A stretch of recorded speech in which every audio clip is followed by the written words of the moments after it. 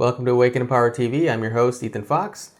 Today I'm joined by Micheila Sheldan in person in the studio. She hasn't actually been with me for quite a while. Long time. About a year and a half or so, I think. At least on the show. Yeah. So welcome back. Thank you. Good to have you back here again. So you've been busy for the last year and a half doing lots of stuff. I mean, your work in the world has reached a much bigger audience in that amount of time. So it's really grown rather exponentially, I think. Thank So you. what have you been up to? A lot. Yeah, I've been very mission focused. I do a lot of session work and my light worker courses. I look back over the last year and I think I put out 3 or 4 channeled courses, which those are so much fun for me because they're always such a mystery, but they align with what's going on the planet. And there's some really interesting things that come through those courses. And so those take up a lot of my time. And channeling a book still. And working with Flower of Life. Mm-hmm. I do a lot of channeled writings for the magazine and things like that. But all of the things that we're doing here with the expo and the youth movement, that's also included in my schedule. So I'm a very busy person. Yes, you are. Yeah.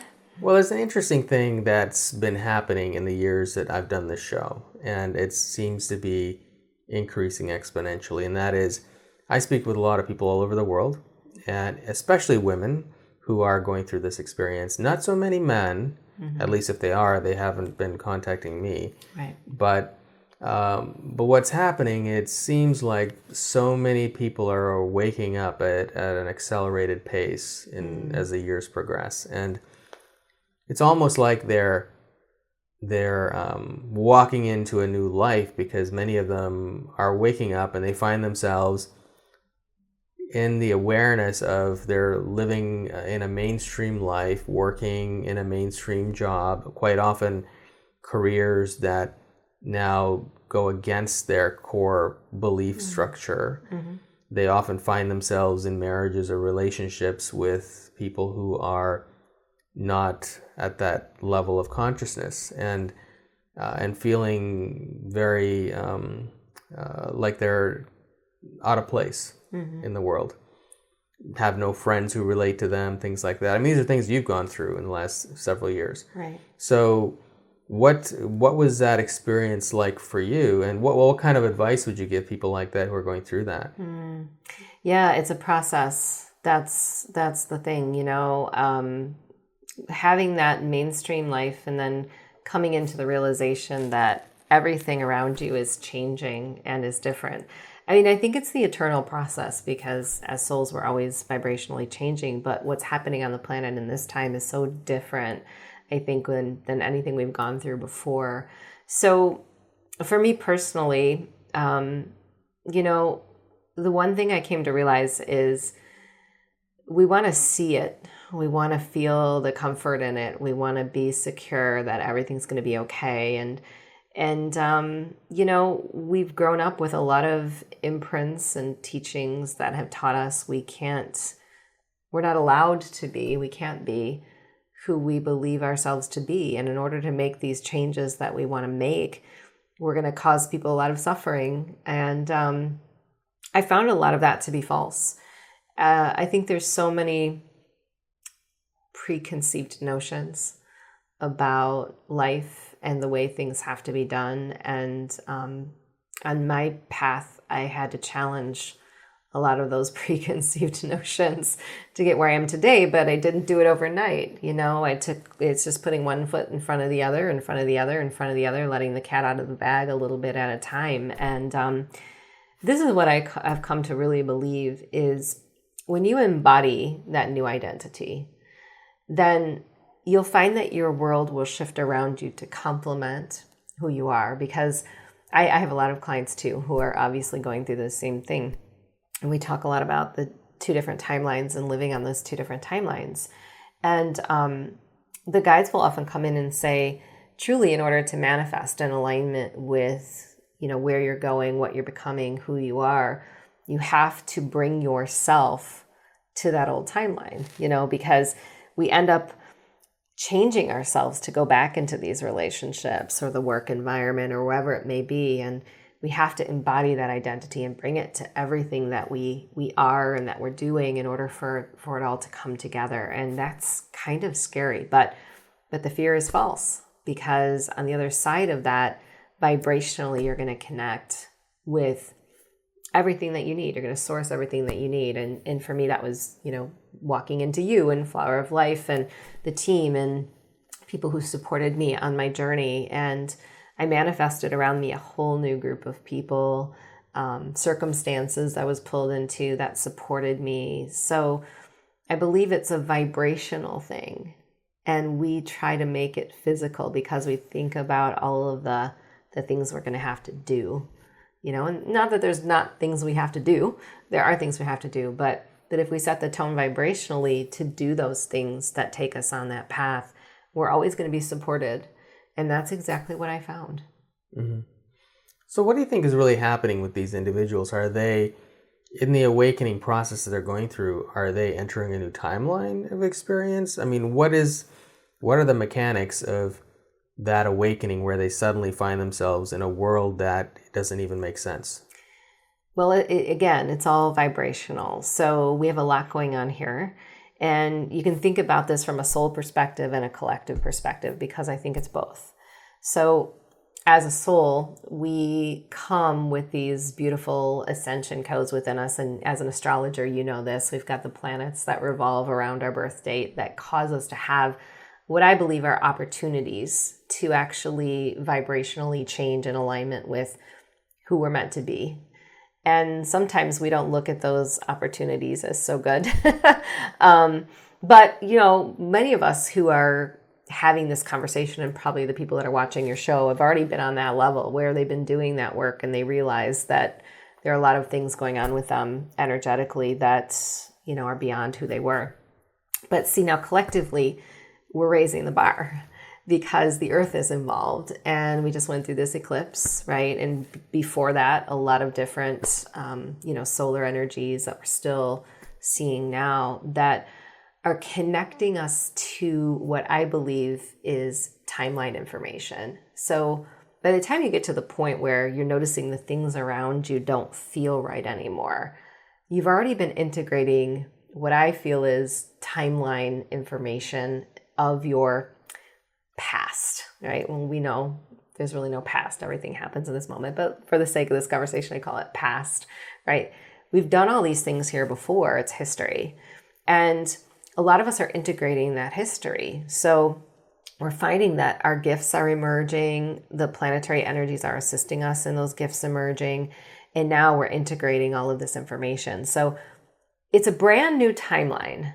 Yes, that we are bringing aspects in from other timelines that we've been on and creating something new. But we can run multiple timelines at the same time, and we can actually operate in different dimensions as well at the same time, so that, that mainstream life or that job or whatever it is that you don't feel is for you anymore is probably in a different dimension than matches your current vibration. So energetically, there's a lot of, I guess, what the guides would call purging of karma going on and matching those timelines. So beyond our experience, if you look out onto the planet and what's happening right now, with the weather events and the things that we've had, that's really an integration of timeline on a collective scale. So we have the ability to take the information in that timeline and change it, integrate it, use it in some way, and actually go back in time and change history. So this whole process of awakening, it isn't just about, who we're becoming. It's about who we've already been and how we're using that information to integrate and change this entire collective, Mm-hmm. So, yeah. You've written some articles about the weather patterns and such, right?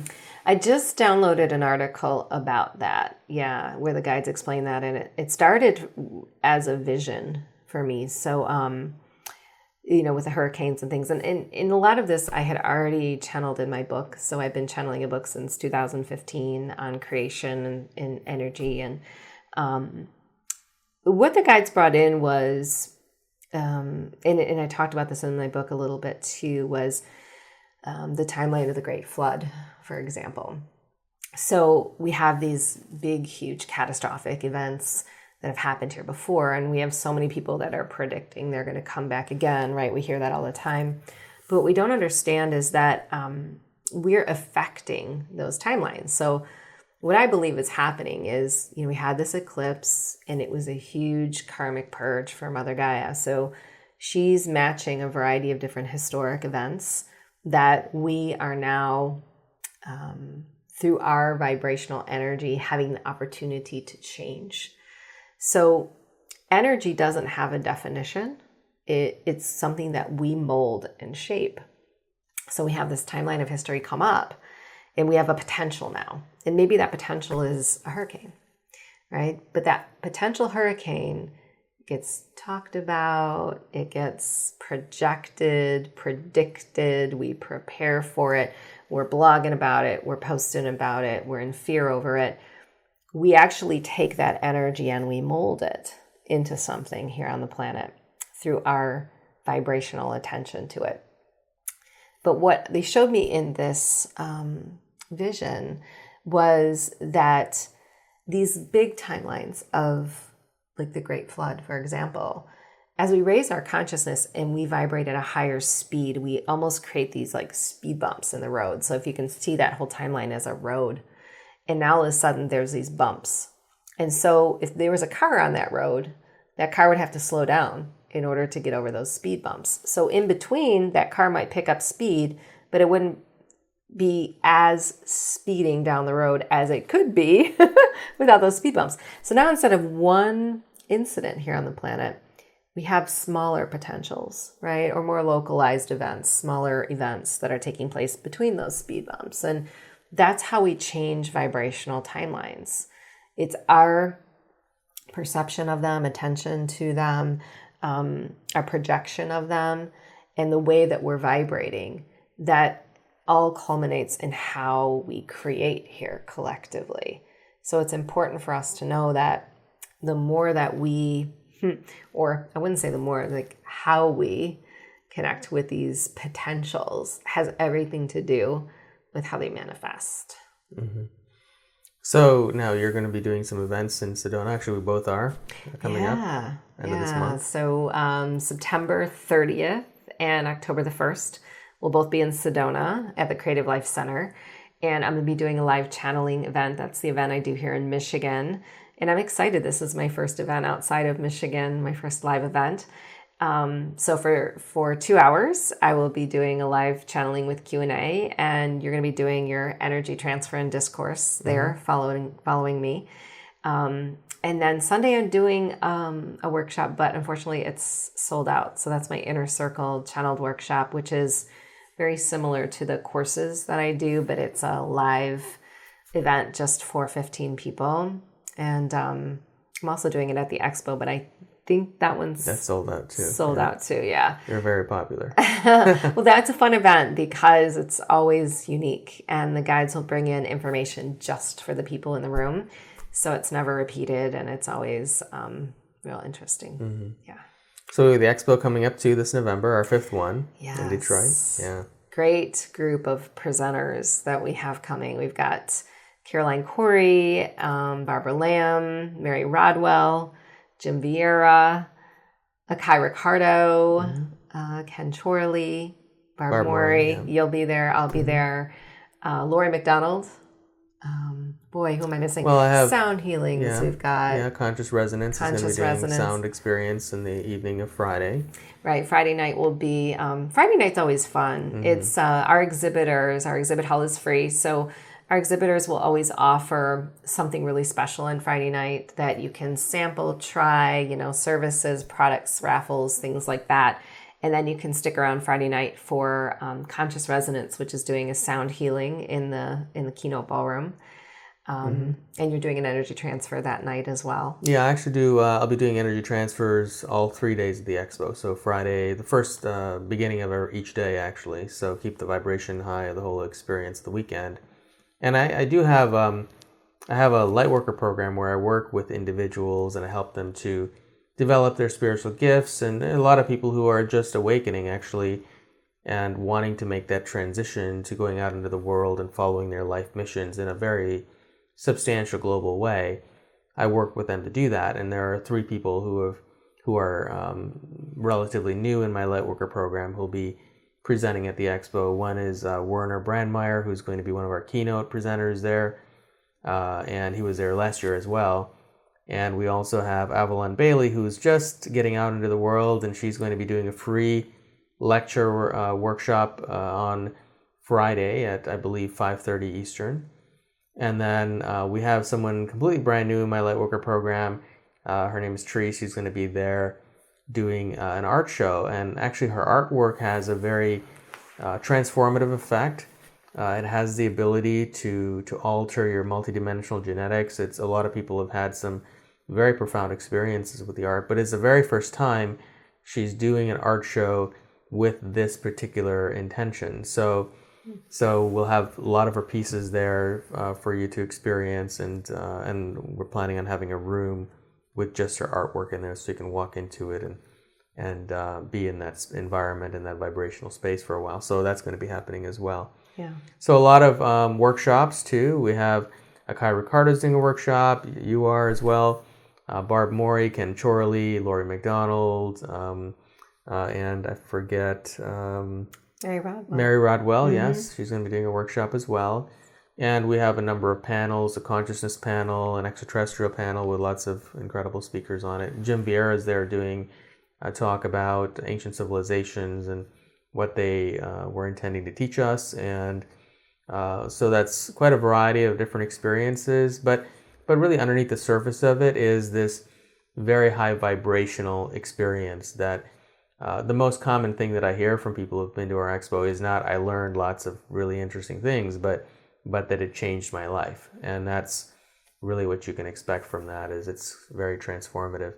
So we have that. And yeah, it's it's the 5th year, and that is the one thing that I think is really unique that I want to point out, because some of you who haven't been to the expo, here on the planet right now, we have a lot of things going on that can drain our energy and pull us into some lower vibrational states of emotion. And I've had a lot of people reaching out to me, but that common thread of higher vibration, we can go anywhere, so many different places right now to be informed about things, and there's a time and place to be informed, and we have a lot of great information, but what you'll find is we really handpick the topics, the presenters, and the experiences so that you're walking away feeling uplifted. You're presented with things in the world that are positively aligned. And it's just a really beautiful way of looking at the world right now that sometimes is hard to see.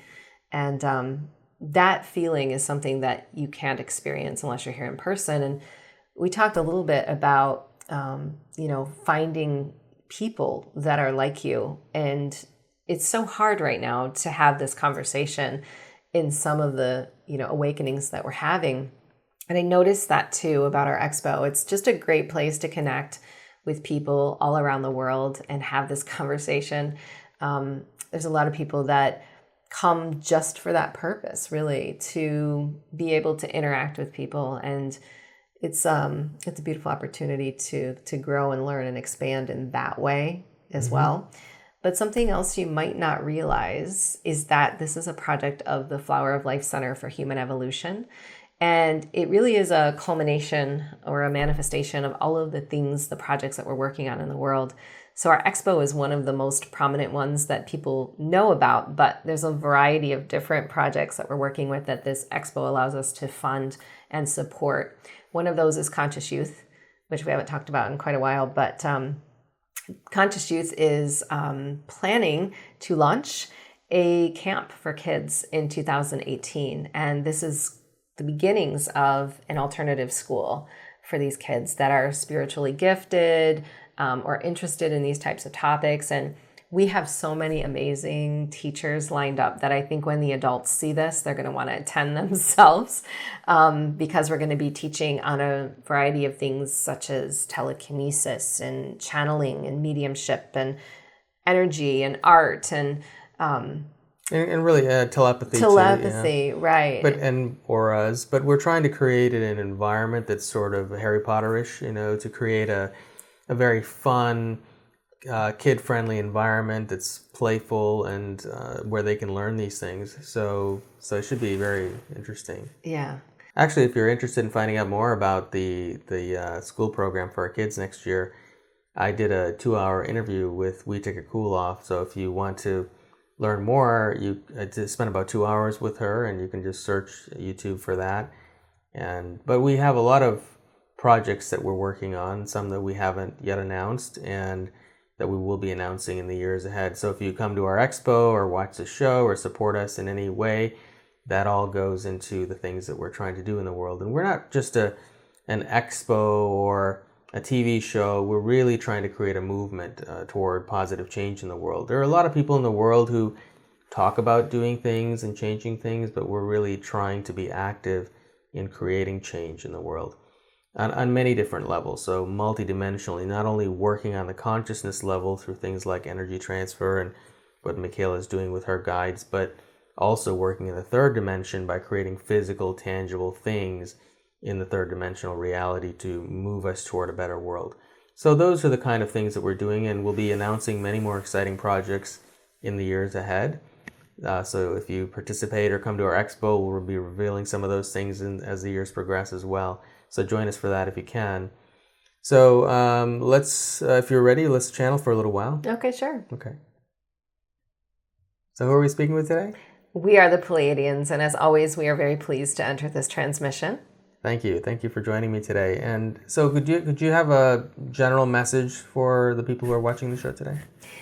Yes, we do. We are the Ninth Dimensional Pleiadian Collective. We speak on behalf of many who come in support of the Earth consciousness in this time. And it is important that human beings understand the relationship between where they find themselves and timeline energy that is needing to be rearranged. In other words, you're speaking today about the way in which many are coming to awakenings of their consciousness and finding that their surroundings are not matching the vibrational speed that they have now found or the new perspective that they now hold. And we come to remind you that as you are walking through timeline energy, you are creators. So everything that you find within your life in this very moment, whether it be relationships or physical manifestations of consciousness that are work-related or friendship-related, whatever they may be, they are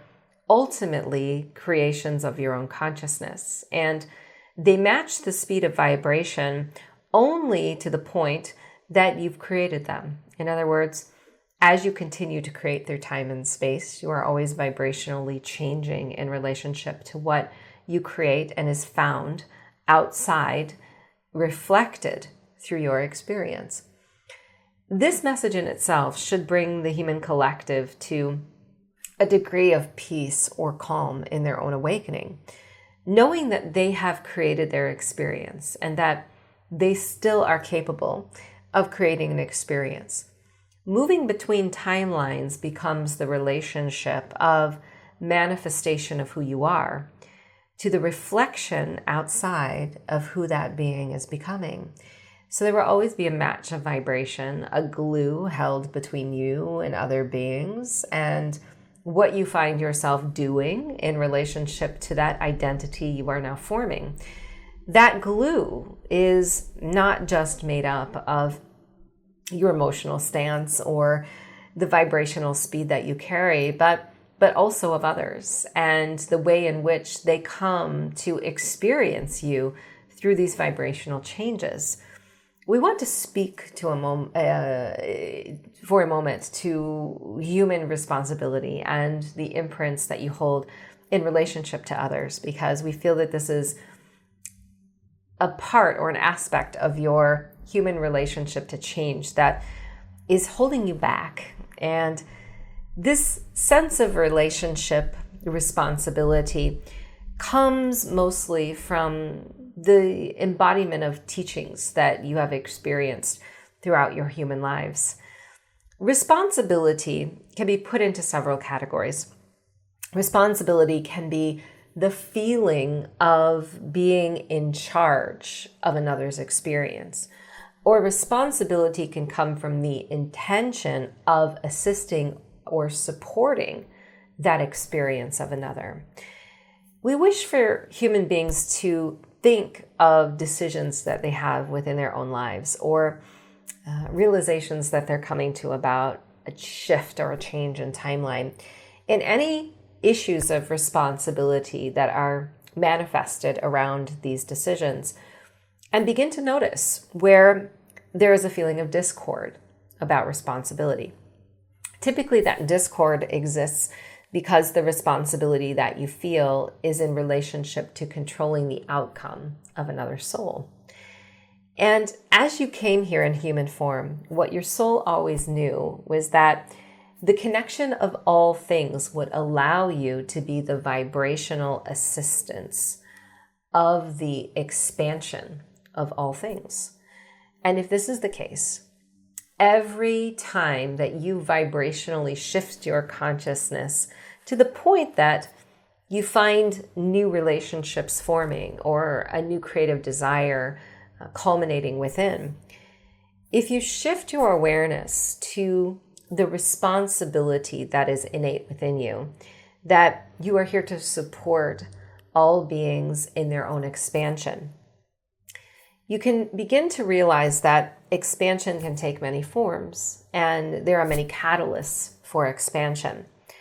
And if you are always in your truth, in integrity, and in a state of respect and love for all beings that you have drawn to you magnetically, when these decisions arise, you will always be making them in alignment with a responsibility that is directly coming from your soul energy, that is support for the expansion of all things. And in that definition of all things, you are also a part. So when you are serving yourself, you are serving others. And that responsibility can be seen from a higher vantage point of what we would call the higher self. The higher self is a frequency or an organism that is able to perceive your singular experience in relationship to the collective. And if you use that higher self component, you'll be able to let go of what we would call false fears around responsibility or relationship energies that you may feel have to change in some way in order to complement who and what you are becoming. So we want to make the clarification that as you continue down this linear path of your soul's perception, you aren't leaving timeline energy behind. So what you may perceive as a third dimensional timeline energy isn't something that you sever and leave behind because you've accepted a new form of dimensional consciousness. You actually integrate that energy. And when you integrate that energy, you have served its purpose. You have walked through the experience in a higher integrity such that it becomes a part of where you are going and who you are becoming and what you will serve in that new timeline energy. So everything remains. It does not necessarily fall away. The physical may.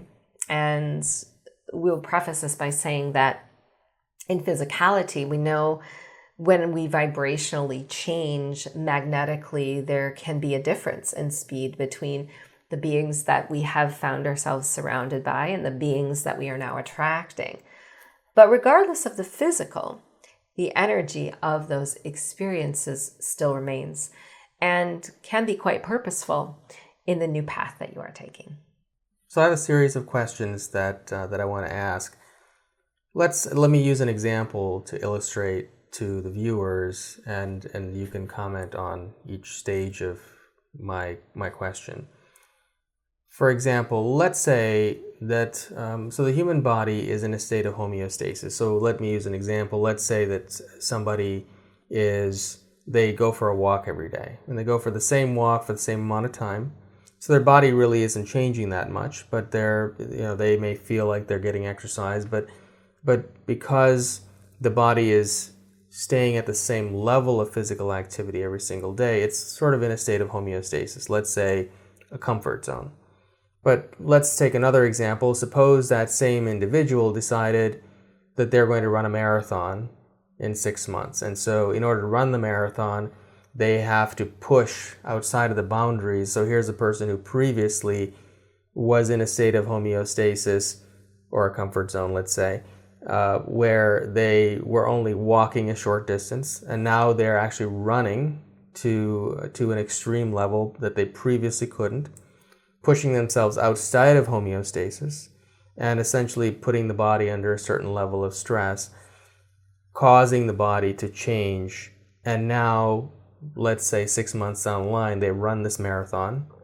But from the state of running the marathon, let's suppose that they don't do anything else to stretch even further. So now their body has elevated to a new level of homeostasis, which is now its normal or its new comfort zone. So in order to do that, the physiology had to undergo certain kinds of genetic alterations, or maybe it became more muscular in certain areas, maybe brain chemistry changed, maybe new neural pathways were created in order for that physiology to change from a previous level of homeostasis to a new level of homeostasis. First of all, I want to create that scenario. And do you have anything else to add to that? What is that? Am I on the right track as far as explaining that, or are there more things you could add? In the Arcturian step in to answer this question, and we first want to define homeostasis as you are bringing it to this conversation, because it is our understanding that the human collective has a one structure, and that one structure manifests in a singular perception. That singular perception is you in singular form. So the homeostasis of the physical body to some degree is connected to free will, because although there are organisms within the body and substances and organs and frequencies and cells, and you are made up of the likeness of all of these things in all humans, the living organism of your singular perception is driven by your consciousness. So there is a divine blueprint that exists within the structure for the perfection of your consciousness in its current state of reality. This is an energetic component. There is also homeostasis as you bring it to this conversation, which is the function of all of these different organisms, cellular structures, and hormonal patterns, for example, that reflect through your consciousness a being or a physical material. So you bring this analogy of walking the same distance every day. And in walking the same distance every day, what you are doing is you are training your cellular organism into a pattern, because the human collective as a consciousness operates in sacred geometric patterns. So the sacred geometric pattern that is formed by your daily walk isn't just about how long you walk or the speed or the rate of your walk, but it takes in a variety of different things, you see. And this is what the human consciousness does not understand. As you are taking that walk, there are a variety of different energetic bodies that are assimilating information. So the difference could be walking in a cityscape versus a naturescape, for example.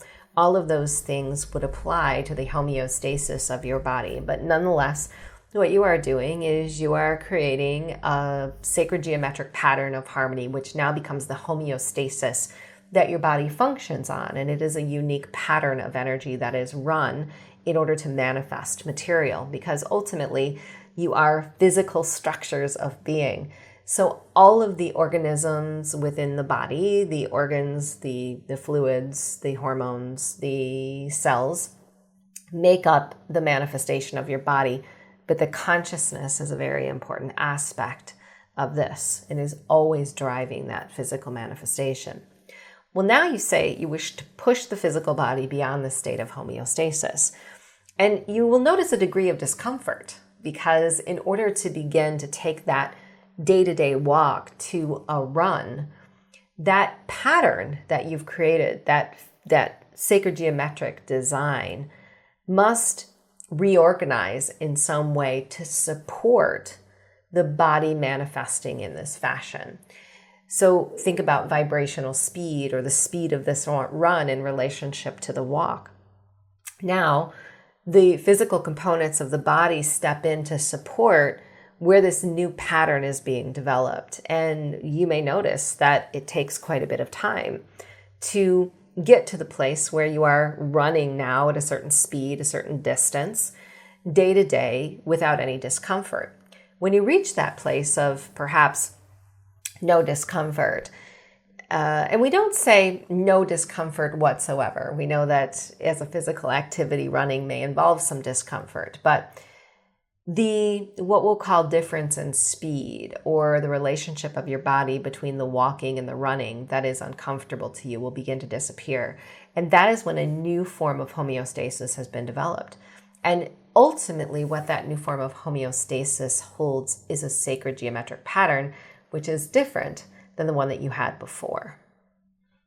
And in that movement to a different level of homeostasis, let's just say for the sake of argument, a higher level of homeostasis, are there changes taking place multidimensionally as well? Well, first of all, are there physical genetic changes happening in the body as a person goes through that physical alteration that enables them to now run versus walk? And secondly, are there other changes taking place multidimensionally that allows them to make that shift? Yes, and we'll take these questions one at a time. First, you're asking the question, are there genetic changes that take place within the body when we choose a new form of homeostasis or we begin to use the body differently? And we have to discuss this in terms of physical and non-physical. So to take your example of going from walking to running, imagine now that everything that you do in human form, every way that you move your body has some form of imprint or pattern that is formed in a definition. So as humans, the mere concept of walking versus running was created by you. And in creating that definition, there is a strong energetic imprint. And quite frankly, or simply, we can look at this as the difference between walking and running is the person that is running has a better form of physical health because they have more stamina, or perhaps they're more physically fit in order to perform that task. Well, the question becomes, is it true that they must be more physically fit to perform that task? Versus, is that task making them more physically fit because the definition that the human consciousness has put on it creates the material? And we defer to the fact that everything that you're doing here has a relationship to your consciousness. But nonetheless, anytime you are developing a new form of homeostasis in the body, there are going to be very tremendous benefits to your genetic programming. The reason for this is, if you are constantly performing the same task over and over again, such as walking in the same pattern, the same distance, the same speed, the body will continue in that same sacred geometric pattern throughout its entire life. The sacred geometric pattern that you hold is connected outside of you to a variety of different things, beings, experiences, timeline energy. But it also within has a direct correlation to your multidimensional DNA. So we'll bring in the topic of longevity here, for example, or perhaps being able to stay within a human life and not age as quickly as what is perceived here on the planet. That in itself is also a facet or manifestation of your consciousness, but it has a direct relationship or correlation to your physical DNA. Now we're working solely in the physical DNA right now, and we will answer the second half of your question within the crystalline DNA. That physical DNA, what it carries within it is memory. So the memory that you may perceive could be from your linear timeline. And you may remember, perhaps in your late 40s, running as a young child through a field. And your DNA holds that pattern, that remembrance of running as a child through that field. So when you change the homeostasis of the body and you begin to run again, not only is it going to match that pattern of youthful running that you used to do as a child, which causes the DNA to function differently, but it also creates a vibrational change. And from our perspective, vibrational change in the body is a very important aspect of how you maintain your highest sense of energetic balance, meaning that you're in your highest state of pure health, but also creation. Because if you remain in the same state of homeostasis or sacred geometric pattern and you continue to run those patterns throughout your life, your body will begin to rely on those patterns, not going into the DNA necessarily to remember its youthful time, not moving itself in relationship to creation, but staying in the same lane. And you may wonder, how does aging take place if we are not allowing ourselves to be in a state of homeostasis? The reason that aging takes place if we're not vibrationally changing is because our crystalline DNA relies on the relationship of homeostasis to the physical body in order to achieve what we would call expansion. Now, expansion can be a reversal of your timeline back to a more youthful age. It can be a reversal of a disease. Expansion isn't necessarily becoming older or more wise. Expansion is actually moving your energy in relationship to creation. So to take the second side of this coin, if we look at the crystalline DNA, this is where much of your multi-dimensional energy is held. And in this time on the planet, the crystalline DNA and the physical DNA are more intersected and communicating than ever before. So the more that you use the patterns of the body in physical, the more you're going to find that you're going to match multidimensional information. And this can come in many forms. Of course, we're always going to divert to consciousness as the underlying aspect of how you vibrationally change and expand the body. But you're specifically bringing free will into this conversation. And the free will choice was made to go from a pattern of walking to pushing the body beyond to running. And in that free will decision, a variety of patterns began to open and change and shift. Because not only did the physical imprints of youth begin to be uncovered and matched, but the crystalline DNA began to vibrate.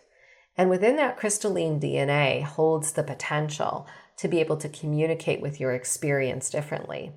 So can that person actually increase their dimension by making a decision to change the homeostasis or the vibrational pattern of their physical body?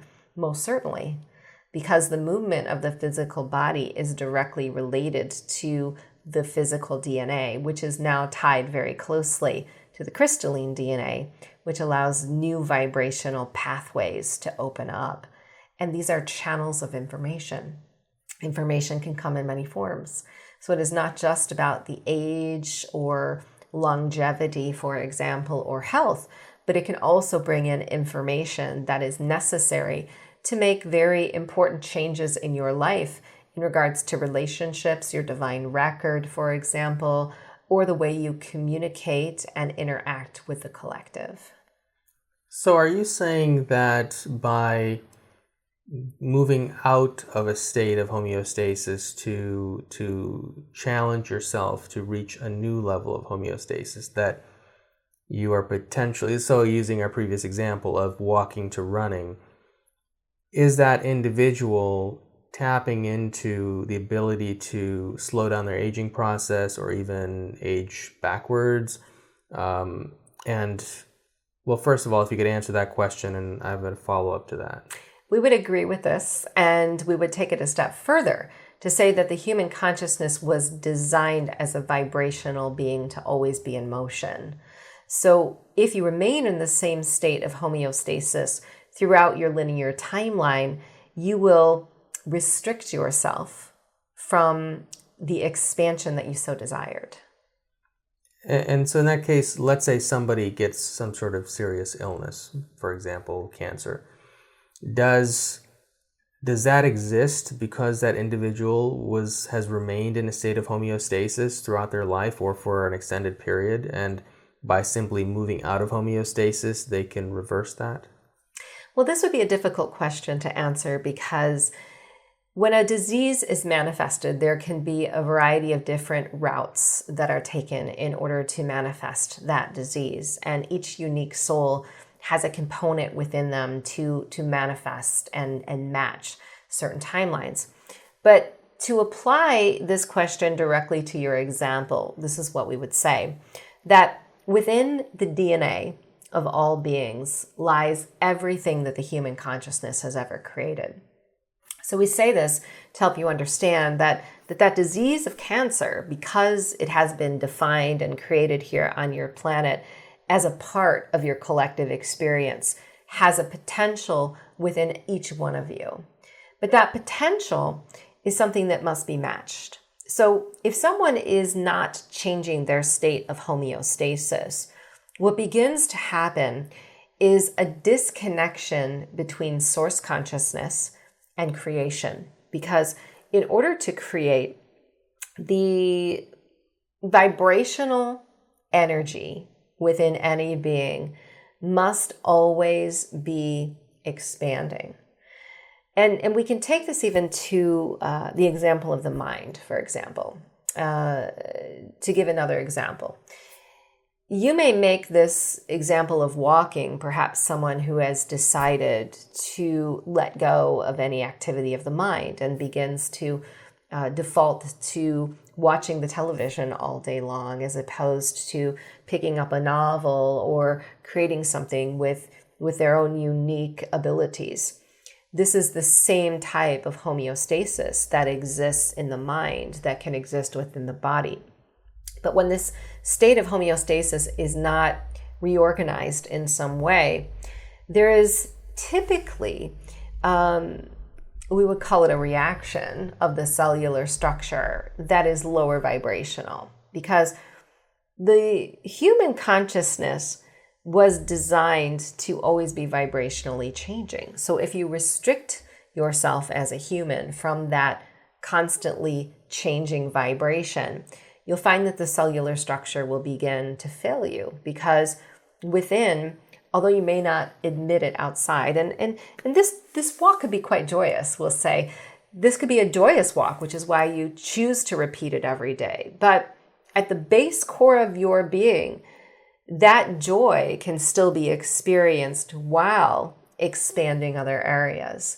So if you are not finding homeostasis, we'll say in your overall energy, not just this one restrictive area, what you will find is that the cellular structure can create patterns that we will call are also restrictive. And restriction equals restriction. Lower vibration equals lower vibration. You're magnetic beings. You have potentials that run. And those potentials of cancer, for example, you've defined them in a certain way and they exist in your physical DNA. So if the physical DNA is not vibrating in some way that is allowing that homeostasis to change, the potential to match that timeline becomes quite great. So would you say that most human beings are in a perpetual state of homeostasis versus continuing to evolve? what we would say is the state of homeostasis that each being is in must be measured with their rate of speed in their consciousness, because it's not the homeostasis that is the problem. It's the length of time that that state of homeostasis is experienced. And we'll give you an example. Again, let's use the example that you brought forward of the walking. If this person that you describe is taking the same walk every single day, the same speed and the same location, what they are going to find is that their state of homeostasis will be the same. It will never change.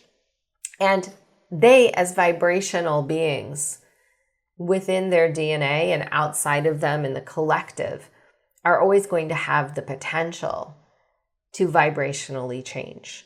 So in some way, their state of homeostasis now does not match the potential around them in order to manifest a different reality. So if they continue this state of homeostasis, what they will find is that they're going to perhaps block other areas of their life from full manifestation that their soul meant to experience. So we all come to degrees of homeostasis. The question becomes, how many times is a being able to shift that state of homeostasis into a more, we'll call it, we don't like to use the word higher, but we'll use higher dimensional reality. Not that it's better than, but that it's a faster speed, in order to achieve a shift in their creative energy. So let's take this idea now outside of the realm of walking to running. And I'm curious, does this same concept apply to other areas of expression outside of oneself? For example, instead of moving from walking to running, which causes a shift in one's physiology and psychological approach to life in order to move to a new level of homeostasis of the marathon runner, does the same concept also apply to external influences? So for example, let's say an individual has been in a relationship or a marriage or something for a long time, and that relationship has become very stagnant, and let's say it's become entered into a comfort zone, a homeostasis of its own, where it's not really expanding, there's not really joy, there's not really sadness either, but it's just sort of there. Is the same situation occurring there? And in that case, should that person, or would they be better off if they were to move into a not so comfortable situation, causing them to evolve to a new level of homeostasis, whether that be to evolve the current relationship or to choose a new one that will allow them to grow in some way?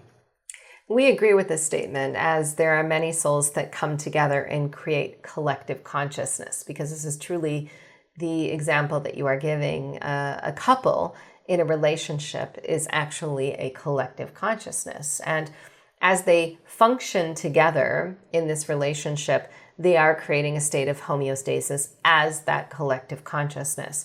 So in order for this collective consciousness to vibrationally change and raise its dimension, it is going to need to bring in new aspects of its relationship to challenge that state of homeostasis in order to raise it to a new dimension and allow new experience and expansion to take place. This is also a function of creation. But again, we must consider that regardless of whether there are beings making up a collective consciousness, they each hold a unique divine will and a unique form of free will. Divine will and free will use as the sovereign ability to choose and this desire within to create or express. And those are unique frequencies or components of each being in the relationship. What we see happen is when couples come together in a collective consciousness, they tend to intermix their free will and their divine will often sometimes giving up their unique aspect of that to the other. And that could be to the detriment of that collective consciousness or couple, or it could be also to the expansion of that consciousness or couple. So if there is homeostasis there, and that homeostasis isn't vibrating and changing and moving in relationship with the free will and the divine will of this collective consciousness in each individual, it will most certainly stagnate the expansion and the growth of each person who chooses to be a part of that collective consciousness. So what does that look like in actual tangible expression in a relationship? Does that mean that couple should continue to try new things, to evolve the relationship, to keep it interesting and exciting? Or are you speaking purely on a multidimensional or higher dimensional perspective that there is evolution happening? We will not make it so difficult. We know that could most certainly raise the vibration of each person within this collective consciousness. So if those in the relationship were to take on a new exciting aspect of that relationship and work together at some new form of expansion, of course, there would be energy shifts and a new form of homeostasis. But we want to make it a bit more simple than that, and especially apply it to the conversation you've been having here, as well as the relationship to the planetary energies. What we find is that as couples come together here on your planet in human form, and this is the Pleiadians speaking, they say that they are coming together as a couple and loving each other as the person that they are. And as they set themselves into this framework of marriage, they do not allow themselves to grow as beings within that collective consciousness. So, for example, one of the beings in that relationship may begin to expand in a certain area, but that expansion for the other person may threaten the relationship or may feel as if it is misunderstood by them in some way. So just the allowing of a being within a collective consciousness to become a new being, to change their state of homeostasis, will actually allow the homeostasis of the relationship or the collective consciousness to change as well. And we see much restriction on your planet in relationship to this because of the awakening process that you've talked about here, that many are coming to full aspects of awareness, but feeling as if they can't bring those full aspects of awareness to the relationships that they've chosen for fear that the other will not understand. And we bring two aspects together about this. And the first one is that, as we discussed, everything is connected. And there was a beautiful message about responsibility that was brought in to this conversation. We go back to that for a moment to say that in every soul agreement, you chose that soul agreement to know that you would change your state of homeostasis based on the way that relationship would evolve. So it's important that you bring your truth back to those collective forms of consciousness and those relationships in order to serve those contracts. But further, if you show up as the being that you always have been, knowing that you are becoming someone else, it is the same as taking that walk on that street over and over and over again. You are taking your vibration and you are creating a sacred geometric pattern that is vibrating differently than the truth of who you are. So that will limit the structure, and it can create the same types of health problems that you've talked about previously if there is not an allowance of the identity to come through and be interconnected in this collective consciousness. Now, when we say this, of course, we always have to caveat by saying divine will, desire, and free will, sovereignty, are always acting as unique individual structures in any collective consciousness. So that does not mean that the being that is your partner is going to accept this new truth of you, and vibrational changes may occur. But what you may take faith in is that if those vibrational changes do occur, that they're most likely in the best interest of the homeostasis of both of those beings as they are reorganizing their timelines. So even if it results in the relationship having to end, it's better for that individual to fully express themselves in their new homeostasis level. Yes, because we find that much of the disease that you experience here on the planet, much of the physical pain that manifests within the body is due to the restriction of that truth and living within a state of homeostasis or a pattern that does not serve any longer this being who is in a new vibrational alignment. So in terms of the things we discussed so far, is it most wise then for individuals to never remain in a state of homeostasis, but to continually push themselves to evolve through an uncomfortable phase to a new level of homeostasis, and then continue to do that over and over again throughout their incarnation? This is what you have always desired as you came here and manifested in human form. And we will relate this analogy to creation here on your planet and birth. As you birth new human beings on the planet, there is a state of discomfort and even fear during that birthing process, knowing that there is a new being that is stepping forth onto the planet. So, of course, as humans, as you evolve your state of homeostasis, there are going to be aspects of discomfort and fear and even pain in relationship to others that may be changing. But what you knew was walking through those times, those experiences, with the knowing that you are reorganizing energy and that you are sourcing all things would be the basis for making these shifts.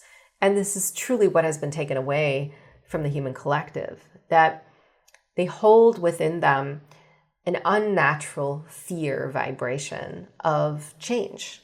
And in order to move beyond this unnatural fear of vibrational change, the only way is to typically, and we don't like to use the word push or force, but we would say that selecting a very uncomfortable type of experience for you and finding on the other side of it the relief or the joy in how that experience served you can show you the path that can unfold as you step more into these uncomfortable experiences.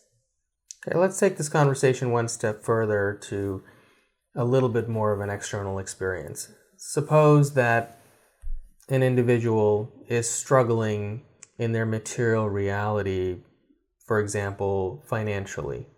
And let's suppose they've been struggling in that way, struggling meaning they don't feel like they have the resources that they need in order to have the type of life they want, whether that means to have a certain lifestyle or purchase even the basic necessities, whatever it is that they feel they need. Let's say that they've been lacking in that area for a long time. Is being in that perpetual state a state of accepting homeostasis? Can you answer that first? Well, you are speaking of two separate things, because a state of homeostasis encompasses many aspects of reality. For the simplicity of this conversation, the running and the relationship to physical is only one small component of that homeostasis, because that homeostasis, it essentially affects all things, and you're reflecting it into a certain type of manifestation.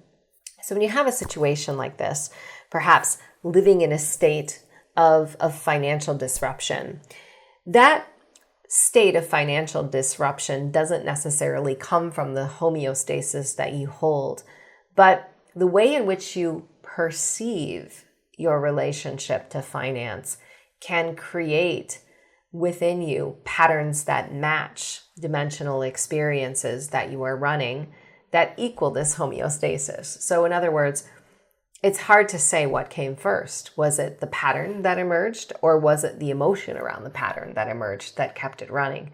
Usually what we find is that human beings have a difficult experience, such as a karmic experience, something that revolves around their ascension codes that creates something that has to allow them to, in some way, struggle through a financial lesson.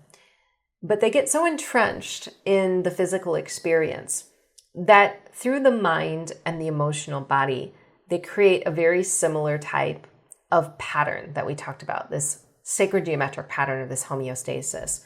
Now, it's only a fraction of their overall experience because they may have a relationship in their life that's very good, or they may do something outside of this physical relationship to money that's serving them.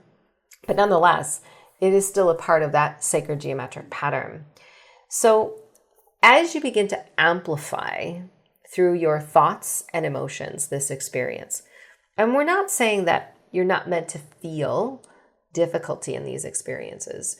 Emotions are present moment frequencies, meaning there are times your soul will experience karma or difficult times, and those emotions must be expressed.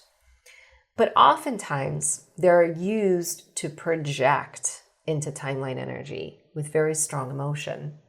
And when that takes place, that very strong emotion and those thought patterns project into future, we find ourselves repeating a pattern. And that repeating pattern becomes a part of our overall homeostasis. So it's not necessarily the not receiving of money that creates the homeostasis. It's the projection through time and the creation through time of our current reality that allows a pattern to evolve and erupt. And that becomes a part of our homeostasis. And it will eventually, if the pattern becomes very significant, affect those other things in our lives. So now, the positive relationship that we had will be affected by this negative pattern that we're running with finance, because the pattern in the homeostasis has to become balanced. And if we're paying a lot of attention, and we use the word paying as a currency, if we are placing much of our energetic currency into lack in what we are not receiving, that lack vibration knows no definition. So that lack vibration will begin to expand into the state of homeostasis in other areas of human life. So it's important to note that homeostasis is a sacred geometric pattern that comes from many things, but we can have a very prominent experience in our lives that we create through that can change our state of homeostasis and can allow it to affect other areas of our human lives. So in that situation, is that individual, would they be better off by pushing outside the boundaries? Let's say that they have established a certain pattern of financial experience throughout their life, and they have remained in that pattern. Would they be better off pushing outside of that pattern, doing something that's uncomfortable, that maybe they don't even know would work out in their benefit financially? In a similar way as the person going from walking to running, there are certain changes that are occurring in them, and it's uncomfortable. Some of those changes will be uncomfortable as they adjust and become this new version of themselves physically.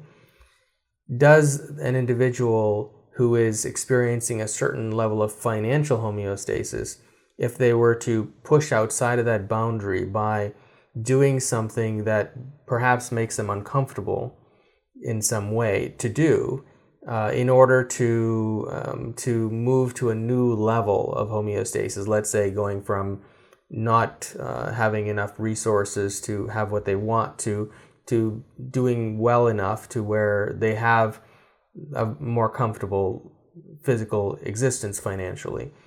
But in order to get there, they have to work harder or do certain things that may be uncomfortable for them in the beginning. Are they better off doing that, even if potentially they could fail in so doing? Is that stretching process beneficial regardless? Well, we would agree with this. And the basis for our agreement would be that the financial issue would not have come up unless there was a stagnant energy that must be addressed, or unless there was a new pattern that must be formed.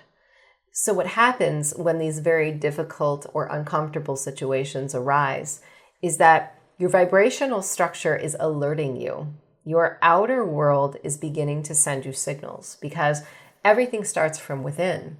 The energy that you carry, your consciousness, as it vibrates, it is always requiring movement and change.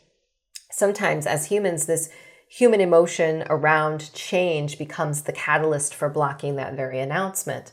And you are connected to all things. So as your inner world begins to change, your outer world is going to give you signals that that change must occur. But what happens is the emotion and the fear around that change, or most prominently, the physical manifestation of vibrational currency, and in this case, money, becomes the catalyst for staying in the pattern. So yes, we believe that in order to change the homeostasis and create differently, if you stay in that pattern, you will miss the opportunity to actually change the relationship to your outer world. And that must start with movement within, or physical movement outside. For those who feel very fearful about this, we would say that starting the process within is very advisable, because beginning to see yourself as someone new, beginning to vision into a different experience you would like to pursue, becomes the catalyst for what humans call courage, and we just call a higher vibrational frequency that allows them to step into physical of these decisions. So is it advisable then for all human beings to continue to push themselves outside of their state of homeostasis in all areas, whether it be physical health or relationships or financial, to continue to move outside of whatever has been their established normal state or homeostasis or comfort zone, regardless of what that area is, and even if it's expanding in ways that they might not be interested in. For example, let's say somebody moves out of their homeostasis of being poor financially, and they end up being quite wealthy financially. Should that person continue to evolve in their finances, and whether they care to have more money or even need it, just simply because that evolutionary journey is essential to their optimal experience? Yes, we agree with this statement, but we will also take this a step further. And first we will say, isn't this all ascension? When you came, you decided to be an aspect of God expanding itself through consciousness. And ascension on the planet requires an evolutionary process. So if you break down the process of ascension and you look at it as a singular being, it would require you to move your energy in all areas of your life in order to achieve this expansion or ascension. But beyond that, what we would say is many human beings get very stuck in the physical. And we know that many of you are butting up against difficult times, whether they be the shift of finance on your planet or the shift in medical facilities on your planet and a variety of different government aspects and your identity and many things. But as you vision into the physical, begin to step back and first again take the energetic route, because the money issue, for example, isn't really a physical issue at all.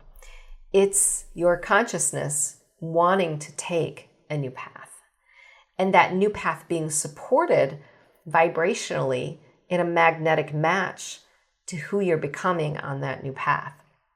So money or currency isn't just coming in for the sake of physical anymore, for the sake of money.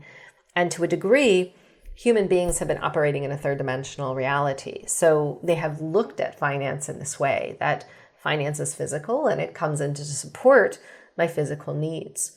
But what's happened here on the planet over the course of the last, we should say, several years and the coming 2 years is that there's a great shift now in the way that manifestation takes place. And the way that the human consciousness perceives into manifestation of physical can complement this type of activity that you are speaking of.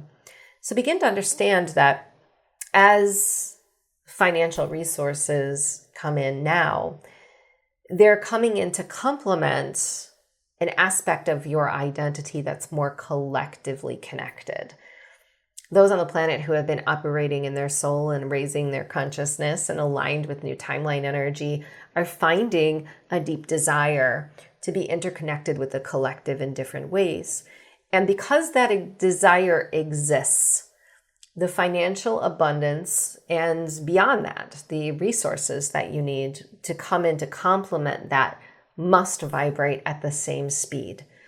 Your divine will, which is something we discussed as your desire, is actually a frequency within you that connects to your divine record. And that divine record holds many things.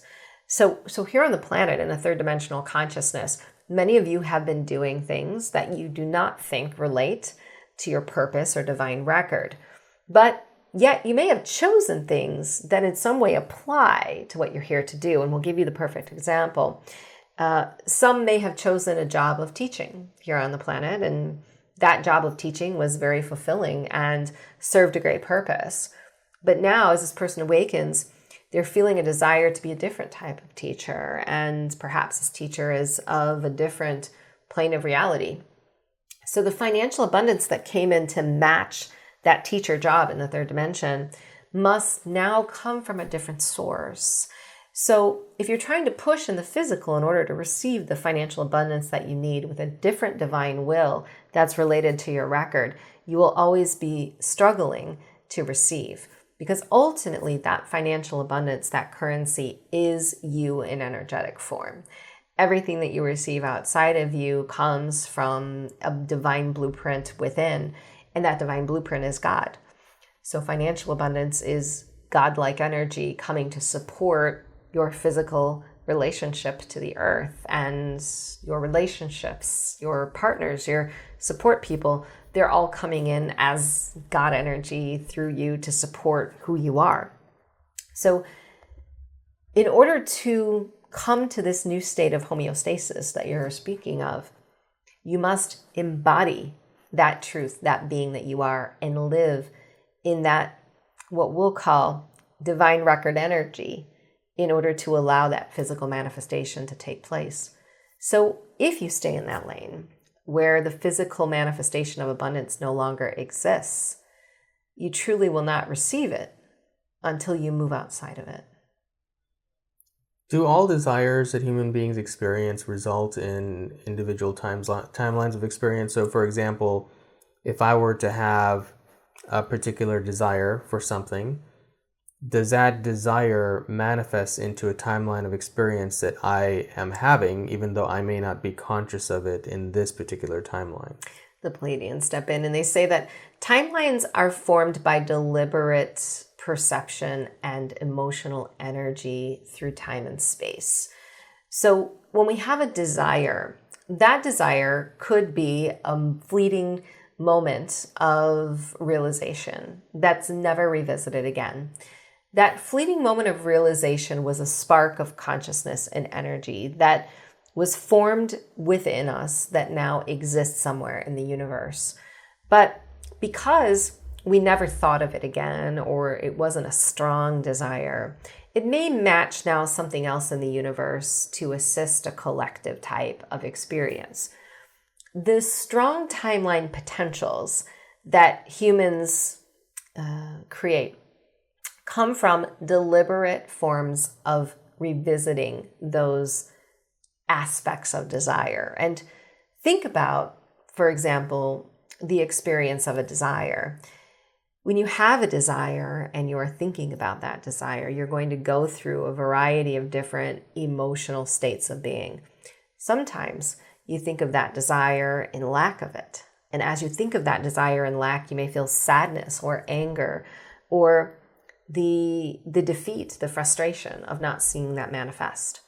Or you may think of that desire in a longing that is more excited, meaning that there is something you so desire to create and you have a knowing that you are going to create it. Two separate timelines form there based on your focused energy every time you revisit that desire. So now you have 2 potentials, or maybe even 3 or 4, that can exist based on the way that you take that desire and channel it through your frequency.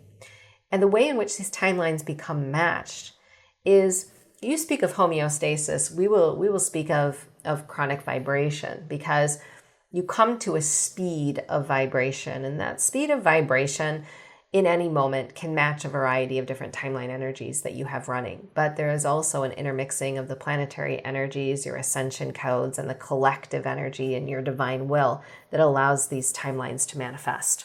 So every desire is creating something. Is it a strong timeline potential? It might not be if you haven't revisited it with a strong emotional response. It exists nonetheless. And it may not exist within you if it is not revisited. But those that you revisit quite often will have strong timeline potentials connected to your frequency. So what determines, let's say somebody has been alone for a long time in their life and they have a strong desire to be in a relationship with someone, but like you said, they may simultaneously be also experiencing the feelings of lack and loneliness as well. So in that case, they're generating 2 timeline potentials. What determines which of those timeline potentials that individual is becoming conscious of in this experience? They do. Their perception of their reality dictates the timeline energy that they will create from. So you've given the example of a relationship, and this person is longing for a relationship but not seeing the relationship come. It is the same example as you brought forward about the degree to finance that is lacking. We have experiences that our soul goes through in order to vibrationally change. And there are times in our lives when relationships will fall away, or we will not have a relationship around us, in order to build aspects of that soul energy and expand it in our own experience. But often what happens is our desire and our lack of that desire cause us to stay in the frequency of the lack. So oftentimes human beings will match the timeline of lack over and over again and manifest it because they're holding that lack within their experience and perceiving it. So do we, as humans, the Pleiadians will say, pretend that relationship already exists when it does not? That is something that can support the way in which you create through your frequency, but it's not always a very beneficial practice, because if you are ignoring your current relationship to your timeline, you are not in the present moment with what is. A better way to go about this is to truly be in the present moment with what is in neutrality. And neutrality is, again, expressing present moment emotional frequencies as they arise, but knowing that whatever is in your experience right now is here for a purpose and was created by you. So if you have created what is here now, you can create differently than what you see. And that is a faith that is within all beings that can call forth what we'll call the Christed DNA, or the relationship of the physical to the crystalline DNA, which offers a higher state of faster vibrational manifestation. I'd like to speak with the Ancient Lemurians, please. Greetings, we are pleased to connect with you.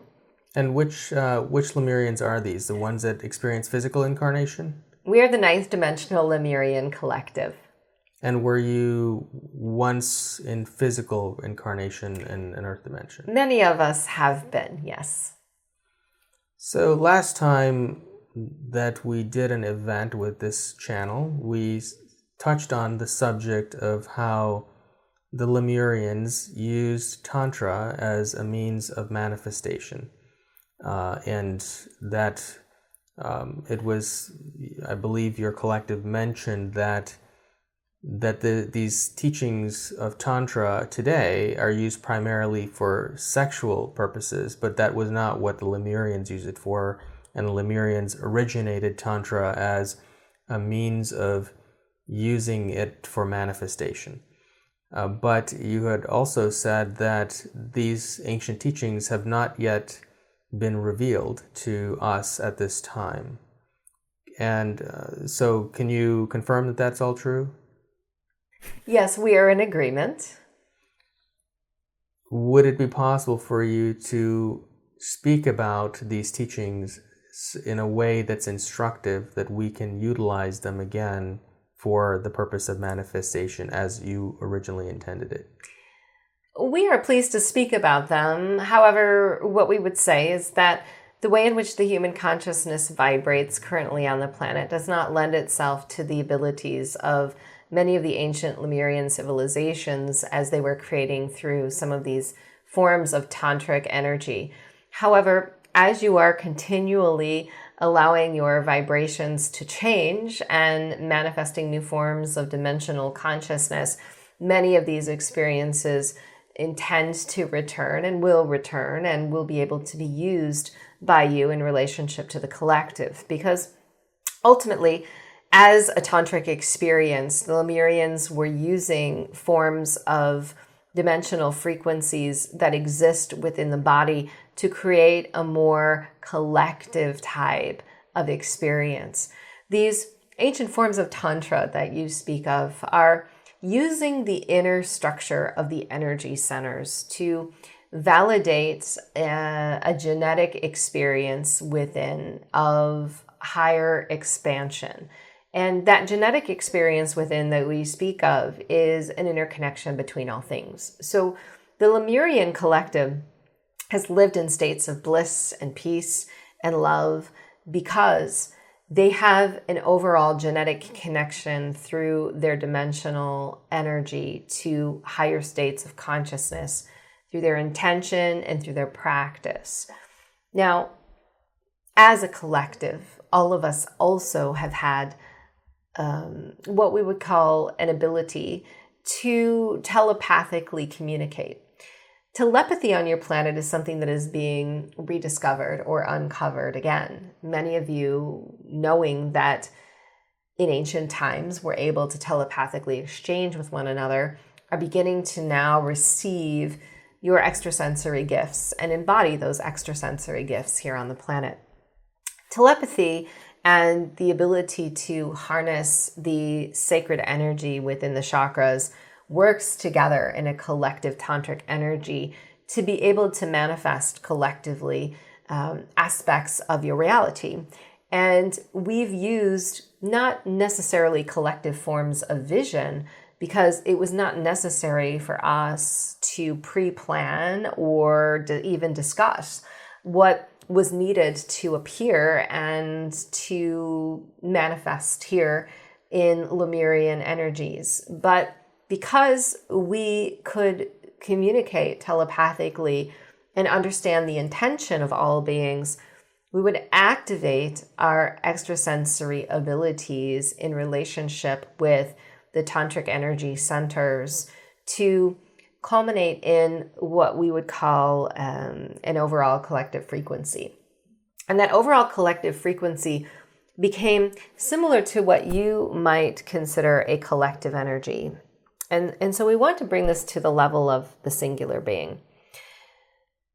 There is a collective energy that exists within you. And when you are practicing tantric energy, you may be focused very much on your singular experience because as humans, that is what you perceive. But when you are collectively gathering energy, especially within the root and sacral chakras, and raising that energy to states of higher bliss or kundalini, or what you may even feel as more sexual types of energy, you are creating collective consciousness. You are accessing within you that collective structure that exists. So think now of the collective energies that often come through this channel. For example, these collective energies function together as a one and support the non-physical energy of many through their telepathic exchange. And the way in which they function is always for the betterment of that collective and beyond. So as you are activating your kundalini, you are activating within you your own collective energy, which you can think of as perhaps a band of helpers. The angelics that you surround yourself with, that you often pray to or ask to help you in your manifestation. But this collective energy truly exists as your soul, your higher self, and your oversoul. These crystalline containers that you have within are operating right now in different dimensions. Your soul experience is operating in one dimension. Your higher self perceives its collective experience in a different dimension. It must, because your collective energy comes together in a different state than what your physical or singular does. And your oversoul or your universal energy is a different dimension. Here on the planet, during times of ancient Lemurian activity, our soul, our higher self, and our oversoul containers were existing in the same dimension. And this can still be achieved on your planet. And much of this information is coming forward now to assist those on the planet to begin to perceive these energies as one. As you are raising your Kundalini or doing any type of breath work, it's important to begin to vision into these separate aspects of yourself and see them coming together in harmony. And you can begin to notice that perhaps they exist as separate beings within you. That oversoul identity, that higher self identity, and that soul identity. They make up this collective that we speak of. So now, when you are using the Kundalini energy, you aren't just manifesting into a singular dimension or a singular timeline experience that's linear. You're actually going beyond what your soul is capable of manifesting to connect with the human race and others around you to support your manifestation, and the universe to also cooperate with you to support that creative energy. This is where free will often comes into the conversation, and we want to discuss free will because free will exists in all dimensions, in all races, but the frequency of free will is used differently and is changed and adapted based on how that race evolves. Human beings operate in their free will very singularly. So you may try to change the experience of another energetically, and perhaps you try to raise your Kundalini with the intention of bringing another soul to you to manifest that soul. What often happens is because free will exists on this planet, you cannot override the free will of another soul. So even if you wanted a relationship, perhaps with that being still gets to choose energetically whether they interact in your manifestations. But another soul may come to you that matches that activity. When you're operating in all of these containers and that collective energy is present, to a degree, you are overriding free will. And we know this sounds as if it might be negatively slanted, and this is not how we want it to appear, because collective energies only override free will because all beings are operating in their highest intention. It is not to manipulate. It is not to receive something in a hierarchical type of energy. It is because that being is operating in their fullness in relationship to that entire collective. So this is truly the next step for humanity in the Kundalini practice, is to begin to see this collective energy and to begin to feel into the manifestations that you so desire as supporting all of these different beings and relationships to energy. And as you do, you'll be able to interconnect more with the things that you need and the relationships and resources that complement who you are needing to be. Is it beneficial for individuals on the path to getting there to practice physical things such as Kundalini yoga or working with the chakras in some manner? These physical types of practices are all beneficial. However, again, we see that the human consciousness is beginning to evolve away from these more physical types of adaptations. The breath work is critical because the breath is a crystalline pathway to these different source consciousness centers that exist within what we would call the chakra energies.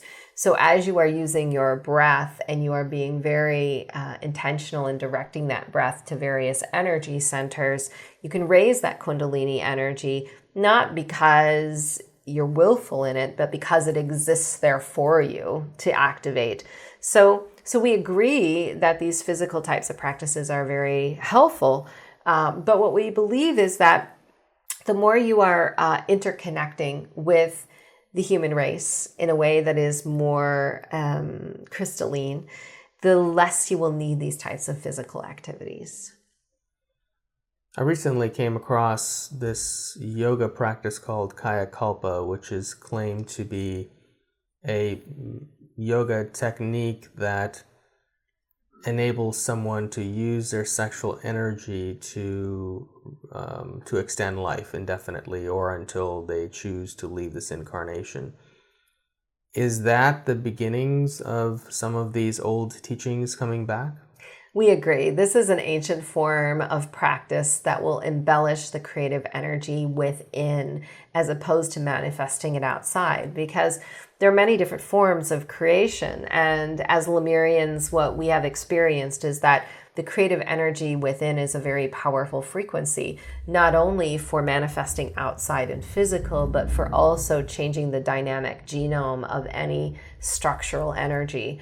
So in order to allow more of these ancient types of tools and practices to come to the planet, what you'll begin to see is more space allowed for the evolution of consciousness and the connection of human beings in their purpose and mission. Much has been spoken today of divine will and free will or sovereignty.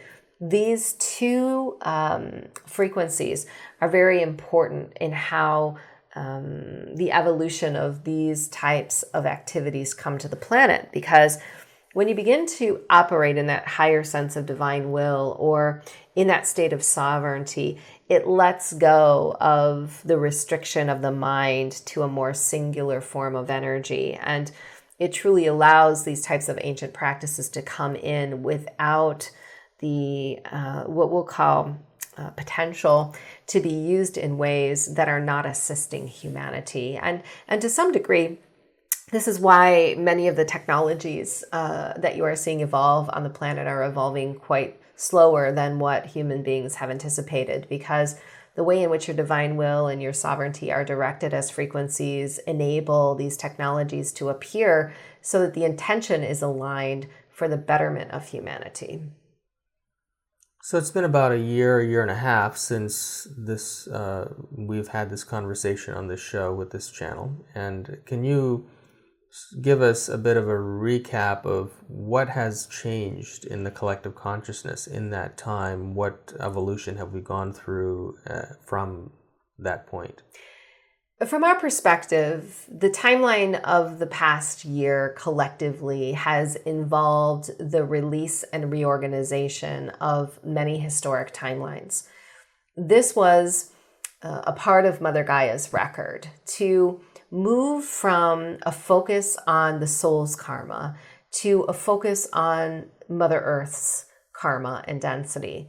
And to put it in a way that humans might understand, we have seen much difficulty in the way that humans are perceiving these timelines, and this was much anticipated. However, we've also seen that humanity has embraced the way in which many of these timelines are erupting and supporting each other in managing through them and being able to create new aspects of reality because of them. In addition to this, technically on your planet, there's a new speed of vibration and a higher state of magnetic energy. Many of you have noticed that Mother Gaia has raised her frequency to the point that there is a new Schumann resonance that can be measured, and there is much solar activity that has taken place in order to allow this to take place. There has been a new reconnection of her grid lines to the universal record, and many of you are experiencing in your own lives the manifestations of this new grid line connection. It is coming back together as a one, and no transition is easy. But from our vantage point, there are many positively aligned timeline potentials that we see taking place. And many of these, although they don't seem apparent to the human collective, can be seen from a more energetic standpoint from our vibrational vision. We believe that here on the planet you have made much progress vibrationally and energetically. And what you see erupting on the planet, although many are struggling in this, is culminating in this split of dimensions that is taking place, because those that are accepting reality as a concrete aspect of their experience versus those that are choosing an energetic reality is the basis for how this is taking place. We see many choosing that energetic reality, and that is exactly what aligns with many of these ancient technologies and practices coming back to the planet, because they truly are energetic. You are far more telepathic than ever before. It is just some are not directing and using that telepathy as it has been received. But those who are actually connecting with beings beyond the earth. And there have been openings in the time portals that have allowed many new races to enter your earth to support as well. So you are on the right track, if there is a track to be defined.